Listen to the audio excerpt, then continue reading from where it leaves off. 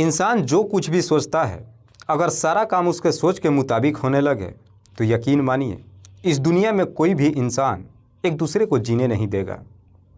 इसीलिए इंसान कभी कभी जो काम करता है उसका रिजल्ट बिल्कुल उसके विपरीत हो जाता है और फिर उस इंसान के सामने कुछ ऐसी मुसीबतें खड़ी हो जाती है जिसका शायद उसने कभी अंदाज़ा भी नहीं लगाया होगा। आज की भी कहानी में सेम कुछ ऐसी होता है जहाँ पे शिकारी खुद ही शिकार हो जाता है। नमस्कार, आदाब, मैं हसमुद्दीन और आप देख रहे हैं सफ़र क्राइम तक। आज की जो सच्ची घटना मैं आपको सुनाने वाला हूँ, ये घटना है मध्य प्रदेश की। मध्य प्रदेश का एक ज़िला पड़ता है सीहोर और इसी सीहोर का एक थाना पड़ता है काष्ठा। काष्ठा थाने के अंतर्गत एक गांव आता है कोठरी और इसी कोठरी गांव का रहने वाला हेमराज वर्मा।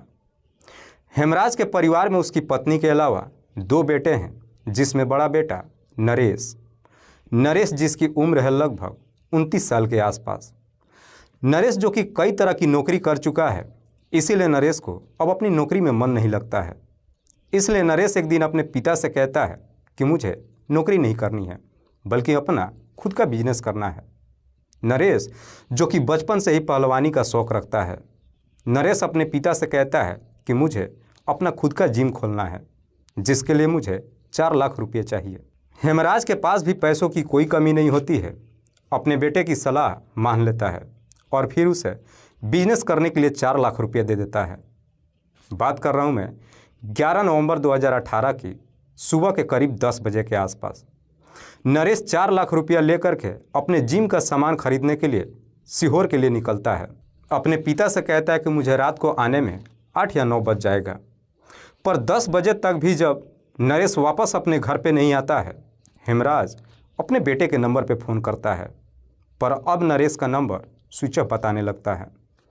उसके बाद से हेमराज अपने बेटे के जितने भी दोस्त होते हैं सबके नंबरों पे फ़ोन करता है और नरेश के बारे में पूछताछ करता है, पर इसके बावजूद भी नरेश का कहीं कुछ पता नहीं चलता है और देखते ही देखते पूरी रात गुजर जाती है।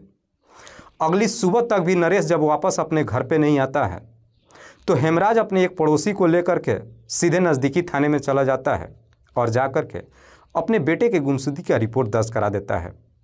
पुलिस जब हेमराज से पूछताछ करती है तो नरेश के बारे में सारी बातें भी बता देता है।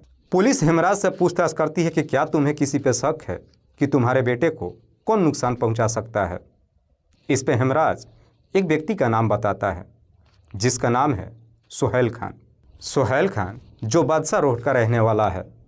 हेमराज पुलिस वालों से कहता है कि साहब, जब मेरा बेटा घर पे वापस नहीं आया, मैंने उसके दोस्त सोहेल के भी नंबर पे फ़ोन किया था। जब नरेश के बारे में पूछताछ किया, उसने बताया कि मुझे नरेश के बारे में कुछ भी नहीं मालूम है, लेकिन मुझे ताज्जुब सबसे बड़ी इस बात की हुई कि नरेश उसका दोस्त है। इसके बावजूद भी सोहेल उसके बारे में ज़्यादा जानने की इच्छा नहीं जाहिर किया।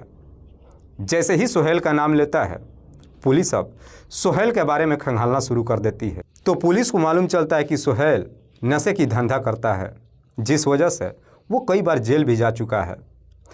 पुलिस अब सोहेल खान से पूछताछ करने के लिए अपने टीम के साथ उसके घर पे जाती है। सोहेल के परिवार में उसकी पत्नी इशरत के अलावा 2 बच्चे हैं, जिसमें एक बेटा और एक बेटी। बेटे का नाम है अमन और बेटी का नाम है रुकैया। पुलिस जब सोहेल के घर पे पहुंचती है तो पुलिस की वहां पे मुलाकात सोहेल की पत्नी और उसके बेटे अमन से होती है। पुलिस जब इशरत से सोहेल के बारे में पूछती है तो इशरत कहती है कि दरअसल मेरे पति का तबीयत खराब है, आज ही वो भोपाल के LBS हॉस्पिटल में एडमिट हुए हैं। तबीयत खराब होने की बात जब पुलिस इशरत से पूछती है तो इशरत कहती है कि दरअसल मेरे पति को नशे की लत है, अक्सर उनकी तबीयत खराब होती ही रहती थी, लेकिन आज उनकी इतनी तबीयत खराब हो गई कि उनके मुंह से आवाज़ तक भी नहीं निकल रहा है। पुलिस वहां से वापस तो चली आती है, लेकिन अब अपने टीम के साथ भोपाल के LBS हॉस्पिटल में जाती है और जाकर सोहेल खान से पूछताछ करती है, लेकिन सोहेल भी पुलिस को कोई जवाब नहीं देता है। पुलिस को ये बिल्कुल शक हो जाता है कि शायद सोहेल नरेश के बारे में जानता है, क्योंकि सोहेल की भी तबीयत उसी दिन खराब होती है जब नरेश गायब हो जाता है। इसीलिए शक के आधार पर पुलिस जब हॉस्पिटल से वापस आती है, अपने कांस्टेबल को वहीं पर छोड़ देती है। लेकिन पुलिस जैसे ही हॉस्पिटल से बाहर आती है इधर सुहेल अपने जेब से एक मोबाइल निकालता है और मोबाइल पे किसी से बातचीत करता है। कांस्टेबल जब सुहेल को फ़ोन पे बातचीत करते हुए देखता है तो कांस्टेबल को भी पूरा यकीन हो जाता है कि सुहेल नाटक कर रहा है। कांस्टेबल इस बात की जानकारी अपने सीनियर अधिकारी को देता है। सीनियर अधिकारी को जैसे ही देता है खबर, पुलिस फिर से सुहेल के घर पे जाती है और जाकर के सुहेल की पत्नी और उसके बेटे अमन को अपने कस्टडी में ले लेती है। इधर सुहेल को जब मालूम चलता है कि उसकी पत्नी और बच्चे को पुलिस ने अपनी कस्टडी में ले लिया है, आखिरकार सुहेल भी सही रास्ते पे आ जाता है। सुहेल हॉस्पिटल से छुट्टी ले लेता है, सीधे अपने घर पे जाता है। लेकिन सुहेल भी कम शातिर नहीं था। जब अपने घर से थाने के लिए रवाना होता है तो रास्ते में ही 2 सल्फास की गोलियां खरीद लेता है। सुहेल सोचता है कि सल्फास की गोली अपने मुंह में दबा लेता हूं। सल्फास जो जितना ही जहरीला है उतनी ही खराब उसकी बदबू भी है। सुहेल सोचता है कि सल्फास की गोली अपने मुंह में दबा करके जाता हूं। जब थाने में जाऊंगा, सल्फास की बदबू जब पुलिस को मालूम चलेगा, पुलिस उससे ज़्यादा सवाल जवाब नहीं करेगी। गोलियां मुंह में दबाकर वहां से रवाना तो होता है, लेकिन जैसे ही थाने के पास पहुंचता है, अचानक उसमें से एक गोली उसके पेट के अंदर चली जाती है, जिसकी वजह से जब वो थाने पे पहुंचता है, थाने के बाहर ही गिर जाता है और तड़पने लगता है। पुलिस जब सुहेल को इस स्थिति में देखती है, उसे आनन फानन में उठाकर नज़दीकी हॉस्पिटल में ले जाती है।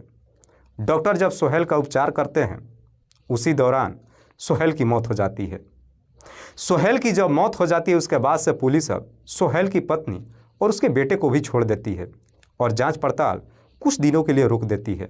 पुलिस अब सच्चाई का पता लगाने के लिए सुहेल के घर के सामने के सीसीटीवी को चेक करती है तो मालूम चलता है कि 12 नवंबर को सुबह 4 बजे के आसपास सुहेल अपने घर से सफ़ेद कलर की स्कूटी लेकर 4 बार निकलता है। जब भी अपनी स्कूटी को लेकर के घर से निकलता है, उसकी स्कूटी पे एक सफ़ेद रंग का बोरी भी होता है। अपने घर से निकलता है, थोड़ी देर के बाद वापस आता है, लेकिन जब वापस आता है वो बोरी उसके स्कूटी पे नहीं होता है। जैसे इस तरह का सीसीटीवी मिल जाता है, पुलिस इसी सीसीटीवी के आधार पर फिर से सुहेल की पत्नी और उसके बेटे को अपने कस्टडी में ले लेती है और फिर दोनों से सुहेल के रात्रि के वक्त जाना और 4 बार वापस आने के बारे में पूछताछ करती है। सुहेल की पत्नी इशरत कहती है कि साहब, मेरा पति नशे की धंधा करता था, वो रात्रि को कब जाता था और कब आता था इस बारे में हमें कुछ नहीं मालूम है। लेकिन पुलिस को इशरत के बातों पर यकीन नहीं होता है, इसीलिए पुलिस इशरत और उसके बेटे के साथ सख्ती से पेश आनी शुरू कर देती है। पुलिस जैसे ही अपना सख्ती दिखाना शुरू करती है, आखिरकार इशरत अपनी सच्चाई कबूल कर लेती है। इशरत कहती है कि साहब, नरेश की हत्या कर दी गई है। लेकिन इशरत जब इस हत्या की पूरी कहानी बताती है तो वाकई में इसे सुनने के बाद मालूम चलता है कि शिकारी खुद ही शिकार हो गया है। नरेश, जो कि बचपन से ही पहलवानी का शौक़ रखता है, जब अपनी जवानी के दहलीज पे कदम रखता है, कई जगह जब नौकरी कर लेता है, आखिरकार वो अपना जिम खोलने का फैसला कर लेता है। इसके लिए पहले कुछ दिनों तक जिम में जाता है और जाकर के ट्रेनिंग भी लेता है। लेकिन नरेश जब जिम में जाता है तो उसी जिम में नरेश के एक लड़के से दोस्ती हो जाती है। वो लड़का सुहेल खान को पहले से जानता था। इधर सुहेल खान जो कोकीन और ब्राउन शुगर का बिजनेस करता है। सुहेल की आदत होती है कि जवान लड़कों को अपने घर पे बुलाता है और उन्हें नशे की आदत लगाता है। जब लड़के सुहेल खान के घर पे जाते हैं तो उसकी पत्नी और बेटी रुकैया लटके झटके दिखाना शुरू कर देती है। उनसे मीठी मीठी बातें भी करने लगती है, जिस वजह से जितने भी जवान लड़के होते हैं अक्सर उसकी पत्नी और बेटी से बातचीत करने के लिए नहीं जाते हैं, बल्कि नशे की आदी भी हो जाते हैं। इधर सुहेल को जब पूरा यकीन हो जाता है कि शिकारी शिकार हो चुका है, अपनी पत्नी और बेटी को उनके सामने से हटा देता है। वो लड़के भी नशे में इस कदर से आदी हो जाते हैं कि कहीं ना कहीं उसकी पत्नी और बेटी को छोड़ देते हैं और फिर नशे के लिए उसके घर पे आना जाना शुरू कर देते हैं। इसी सिलसिले में एक दिन नरेश सुहेल के घर पे जाता है। सुहेल के घर पे जाता है तो पहले के जैसे ही सुहेल की पत्नी और उसकी बेटी नरेश को भी लटके झटके देने शुरू कर देते हैं। रुकैया जो देखने में बेहद ही खूबसूरत। इधर नरेश जब पहली बार रुकैया को देखता है तो रुकैया की खूबसूरती देख पहली नज़र में अपना दिल दे बैठता है। उसके बाद से नरेश जब सुहेल के घर पे जाता है, नशा तो करता ही है, रुकैया के साथ समय भी बिताने लगता है। लेकिन जैसे ही नरेश और रुकैया दोनों एक दूसरे के करीब आते हैं, आखिरकार दोनों के बीच में प्रेम प्रसंग शुरू हो जाता है।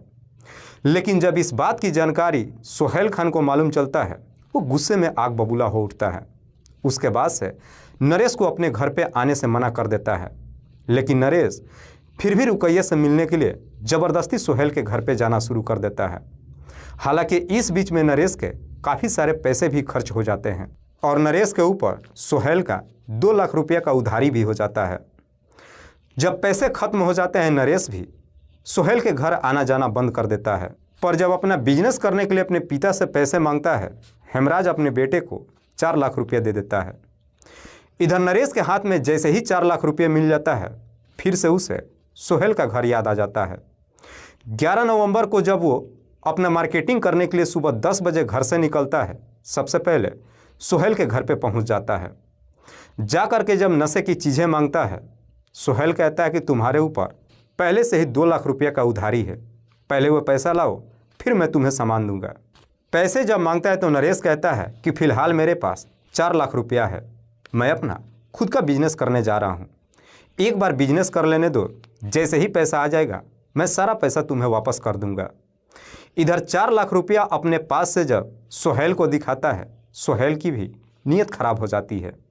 लेकिन उसी वक्त नरेश रुकैया के बारे में सोहेल से पूछ भी देता है। जैसे ही रुकैया के बारे में पूछता है, सोहेल अपनी बेटी का नाम सुन करके आग बबूला हो उठता है। सोहेल उसी टाइम प्लान बना लेता है कि ये सारा झंझट आज ही खत्म कर देते हैं, पैसा भी मिल जाएगा और उसकी बेटी से पीछा भी छूट जाएगा। इसीलिए सोहेल अपने ही घर में से एक चाकू लेकर के नरेश के ऊपर हमला कर देता है। लेकिन नरेश जो पहले से ही पहलवान था, सोहेल के ऊपर भारी पड़ जाता है। जैसे ही दोनों के बीच में झगड़ा तकरार होता है, शोरगुल सुन करके घर के अंदर से सोहेल की पत्नी और उसका बेटा अमन भी आ जाते हैं। उस वक्त घर पे रुकैया मौजूद नहीं थी। इधर सोहेल जब अपनी पत्नी और बेटे को सामने देखता है, अपनी मदद मांगता है। इसलिए सोहेल की पत्नी और उसका बेटा नरेश को पकड़ लेते हैं। जैसे ही पकड़ लेते हैं, सोहेल उसी चाकू से नरेश के ऊपर एक पर एक कई सारे वार कर देता है, जिसकी वजह से नरेश की घटनास्थल पे ही मौत हो जाती है। और फिर उसके बाद से नरेश की डेड बॉडी को ठिकाने लगाने के लिए सोहेल और उसकी पत्नी और बेटा ये तीनों मिलकर के नरेश के शरीर के 8 हिस्सों में अलग कर देते हैं। लेकिन उसी दौरान रात्रि के वक्त ही इधर नरेश के पिता सोहेल के नंबर पर फ़ोन कर देता है और अपने बेटे के बारे में पूछताछ करता है। लेकिन सोहेल भी हेमराज से झूठ बोल देता है और फिर उसके शरीर के सारे टुकड़ों को 4 बोरी में पैक करता है। अगले दिन रात्रि के सुबह 4 बजे के आसपास एक एक बोरी अपनी स्कूटी से लेकर के बाहर निकलता है और करबाला के पास सिवन नदी में ले जाकर फेंक देता है। लेकिन सोहेल को मालूम होता है कि पुलिस उससे पूछताछ करने के लिए ज़रूर आएगी। इसीलिए सोहेल पुलिस के सवालों का जवाब देने से बचने के लिए भोपाल के एलबीएस हॉस्पिटल में जाता है और जा कर के एडमिट हो जाता है। वाकई में इशरत जब ये पूरी कहानी पुलिस वालों को बताती है, पुलिस इशरत के ही तहरीर पे माँ बेटे दोनों को अपने कस्टडी में ले लेती है। अगले दिन दोनों को जिला अदालत में पेश करती है, जहां से दोनों को जेल भेज दिया जाता है। दोस्तों, इस पूरी घटना के बारे में आप क्या सोचते हैं? आप अपनी राय हमें कमेंट बॉक्स में ज़रूर दीजिएगा। तब तक के लिए जय हिंद, जय भारत।